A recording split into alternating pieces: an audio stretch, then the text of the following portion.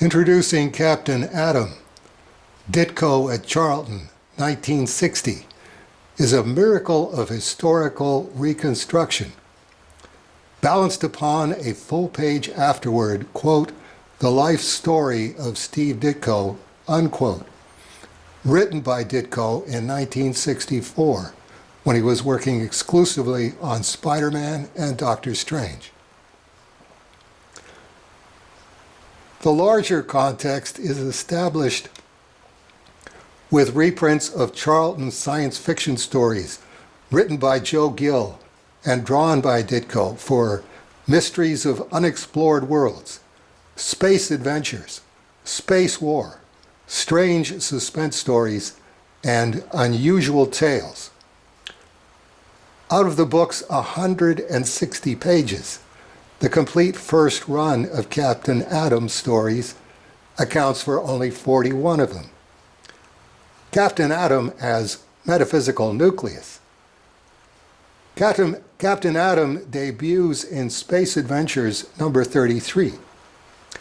Ditko turns 33 in 1960. By the time Captain Atom debuts on newsstands, Space Adventures has already been canceled with number 37. 37 as in 1937, the year of Detective Comics, number 1, the first non-reprint comic book. Quote, it went nowhere, unquote, writes Ditko in 1964 of Captain Atom.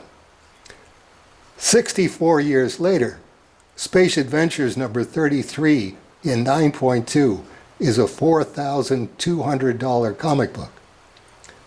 A most peculiar, quote, nowhere, unquote, for Ditko's first costumed hero.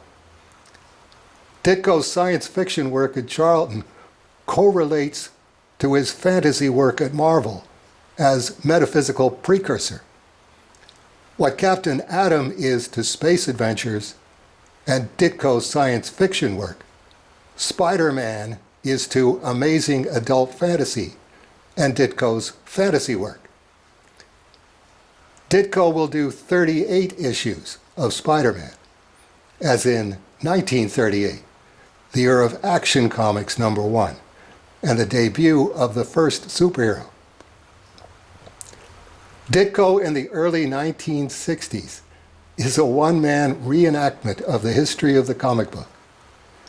Introducing Captain Atom, Ditko at Charlton, 1960, is a most invaluable publication in assisting our understanding of this both central and otherworldly fact.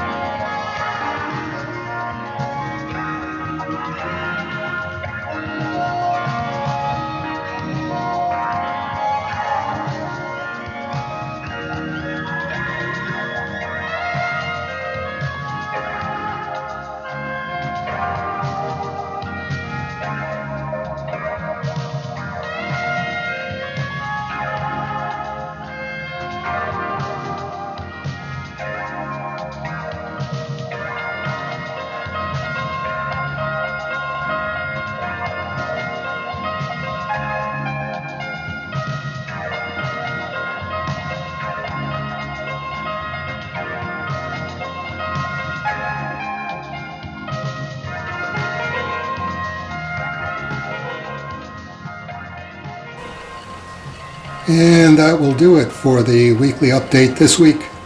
I hope we'll see a bunch of you again next week.